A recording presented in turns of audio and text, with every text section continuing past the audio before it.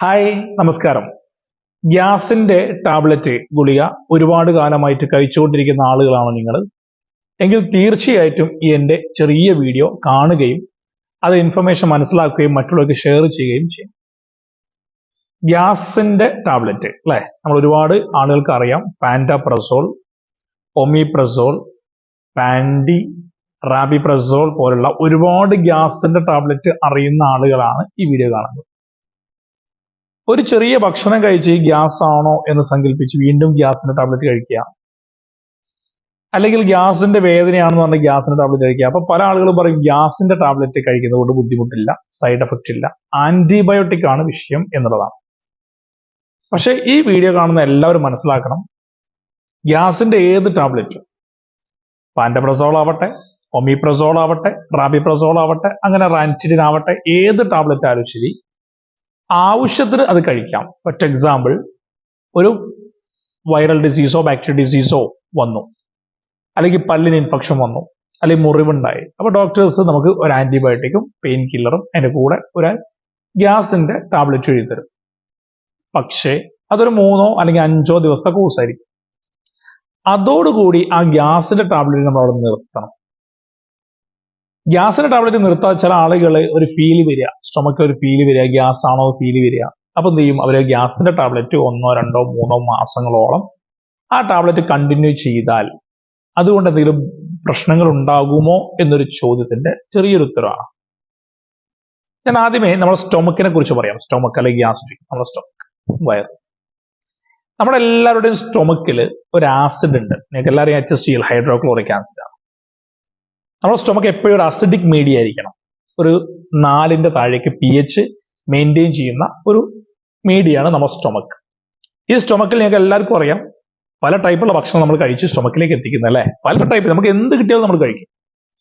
ഈ കഴിക്കുന്ന ഭക്ഷണം സ്റ്റൊമക്കിൽ എത്തിക്കഴിഞ്ഞാൽ ആ ഭക്ഷണത്തെ ഡൈജസ്റ്റ് ചെയ്യാനുള്ള ഒരുപാട് എൻസൈംസും നമ്മുടെ സ്റ്റൊമക്കിലുണ്ട്. പെപ്സിനോജൻ പോലുള്ള ഒരുപാട് എൻസൈംസ്. ഈ എൻസൈംസിനൊക്കെ ആക്റ്റീവ് ആക്കാൻ ആര് വേണം? ആസിഡ് വേണം. വളരെ ഇമ്പോർട്ടൻ്റ് ആയ കാര്യമാണ്. 2, നമ്മൾ കഴിക്കുന്ന ഭക്ഷണത്തിലോ അല്ലെങ്കിൽ സ്റ്റൊമക്കിലോ വരുന്ന ബാക്ടീരിയാസിനെ കില്ല് ചെയ്യാൻ, മൈക്രോബിയൽ ആക്ടിവിറ്റിയെ ഡിഫെൻഡ് ചെയ്യാൻ ആസിഡ് വേണം. 3, നമ്മൾ കഴിക്കുന്ന ഭക്ഷണത്തെ പാർഷ്യലായി ഡൈജസ്റ്റ് ചെയ്യാനും അബ്സോർബ് ചെയ്യാനും ആര് വേണം? ആസിഡ് വേണം.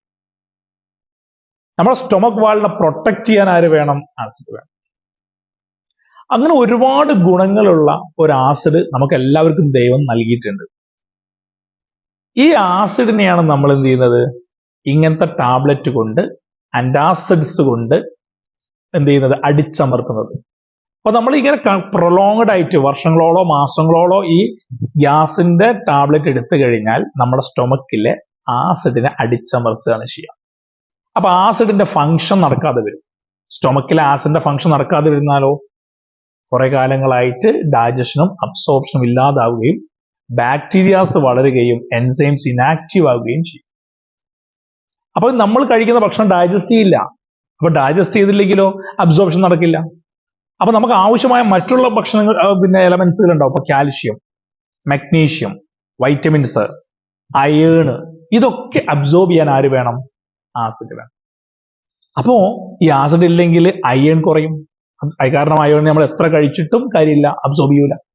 അപ്പൊ അയേൺ കഴിച്ചിട്ടും അബ്സോർബ് ചെയ്തില്ലെങ്കിൽ നമ്മുടെ ബോഡിയിൽ അയേണിന്റെ ഡെഫിഷ്യൻസി വരും. അത് അനീമിയായി മാറും, വിളർച്ചയായിട്ട് മാറും.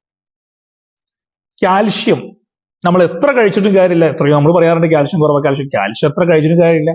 കാരണം ആസിഡ് ഇല്ലാത്തത് കൊണ്ട് കാൽഷ്യം അബ്സോർബ് ചെയ്യില്ല. കാൽഷ്യം അബ്സോർബ് ചെയ്തില്ലെങ്കിലോ ബ്ലഡിൽ കാൽഷ്യം കുറയും, മസിൽ ഇടയ്ക്കിടയ്ക്ക് സ്പാസം ആവും, മസിൽ പിടുത്തം വരും, കോച്ചി പിടുത്തൊക്കെ വരും. അതുപോലെ എല്ലിന്റെയും പല്ലിന്റെയും ബലം കുറയും, പെട്ടെന്ന് എല്ല് പൊട്ടാനും പല്ല് പൊട്ടാനും ചാൻസ് കൂടും. അതുപോലെ വൈറ്റമിൻസിന്റെ അബ്സോർപ്ഷൻ നടക്കൂല. വൈറ്റമിൻ B12 അല്ല, സൈനോകോബാലമിൻ എന്ന് പറയുന്ന വൈറ്റമിൻ B12, അത് DNA ഫോർമേഷനും RBC ഫോർമേഷനും മറ്റുള്ള നമ്മുടെ ന്യൂറോൺസിന്റെയും ഞരമ്പിന്റെ ഒക്കെ അല്ലെ, നമുക്ക് ഇടയ്ക്കിടയ്ക്ക് തരിപ്പൊക്കെ വരാനുള്ള കാരണം വൈറ്റമിൻ B12 കുറഞ്ഞിട്ട്. അപ്പൊ അതിനൊക്കെ ആര് വേണം? Vitamin B12. അത് അബ്സോർബ് ചെയ്യണമെങ്കിൽ ആര് വേണം? ആസിഡ് വേണം. അതുപോലെ മഗ്നീഷ്യം ആവട്ടെ, മറ്റുള്ള നമ്മുടെ ബോഡിയിലെ എലമെന്റുകളാവട്ടെ, ഇതിനൊക്കെ അബ്സോർബ് ചെയ്യാൻ വേണ്ട സഹായിക്കുന്ന ഒരു മീഡിയയാണ് സ്റ്റൊമക്ക് എപ്പോഴും പ്രൊവൈഡ് ചെയ്യുന്ന അസിഡിക് മീഡിയ. ഈ അസിഡിക് മീഡിയ പ്രൊവൈഡ് ചെയ്തുകൊണ്ടിരിക്കുന്നതിലേക്ക് നമ്മൾ ആവശ്യമില്ലാതെ ഒമിപ്രസോളോ പാൻറ്റോപ്രസോളോ പോലുള്ള ഗ്യാസിന്റെ ടാബ്ലറ്റ് എടുത്തു കഴിഞ്ഞാൽ ഉണ്ടാവുന്ന ഭവിഷ്യത്താണ്, കോംപ്ലിക്കേഷൻസ് ആണ് ഞാൻ ഈ പറഞ്ഞത്. അതുകൊണ്ട് ഡോക്ടറുടെ പ്രിസ്ക്രിപ്ഷൻ അനുസരിച്ച്, അപ്പൊ ഡോക്ടർ പ്രിസ്ക്രൈബ് ചെയ്യുന്ന ദിവസം എത്രയാണോ അത്ര മാത്രമേ നമ്മൾ ഈ മരുന്നെടുക്കാൻ പാടുള്ളൂ. ചിലപ്പോൾ 3 ദിവസമാവാം, അല്ലെങ്കിൽ 7 ദിവസമാവാം, മാക്സിമം 10 15 ദിവസമാവാം. അതിൽ കൂടുതൽ നിങ്ങൾ ഡോക്ടർ പ്രിസ്ക്രിപ്ഷൻ ഇല്ലാതെ വീണ്ടും വീണ്ടും ആ ഗുളിക തന്നെ വാങ്ങിച്ച് കഴിച്ചുകൊണ്ടിരിക്കരുത്. പിന്നെ ചില ആളുകൾക്ക് ഡോക്ടർ 1-2 മാസം ഈ ഗ്യാസിന്റെ ടാബ്ലറ്റ് എഴുതും.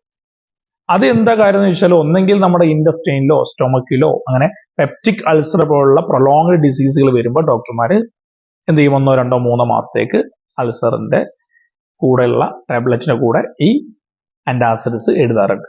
അല്ലാതെ നിങ്ങൾ ഒരിക്കലും ഗ്യാസിന്റെ ടാബ്ലറ്റ് വാങ്ങിച്ച് കഴിക്കരുത്. വളരെ കോംപ്ലിക്കേഷൻ ആ ഡിസീസുകൾ വരാൻ ചാൻസ് ഉണ്ട്. മാത്രമല്ല പൊട്ടാഷ്യത്തിന്റെ ഒക്കെ അബ്സോർപ്ഷൻ, കാൽഷ്യം അബ്സോർപ്ഷൻ മാറിക്കഴിഞ്ഞാൽ അത് കിഡ്നി ഫെയിലിയർ വരെ വരാൻ ചാൻസ് കൂടുതലാണ്. അതുകൊണ്ട് ആന്റിബയോട്ടിക് പോലെയും മറ്റുള്ള ഷെഡ്യൂൾ ഡ്രഗ് പോലെയുള്ള ഒരു കോംപ്ലിക്കേറ്റഡ് മരുന്നാണ്, ശ്രദ്ധിക്കേണ്ട ഒരു മരുന്നാണ് നമ്മുടെ ഗ്യാസിന്റെ ടാബ്ലറ്റ്. പ്രൊലോങ്ഡ് ആയിട്ട് ഡോക്ടർ പ്രിസ്ക്രിപ്ഷൻ അതെ എന്റെ പൊന്നുമക്കളെ എടുക്കരുത്. ഇത് മനസ്സിലാക്കുക. നല്ല ഇൻഫർമേഷൻ ആണെങ്കിൽ നിങ്ങൾ നിങ്ങളുടെ ഫ്രണ്ട്സിലേക്ക് ഷെയർ ചെയ്യുക. Thank you.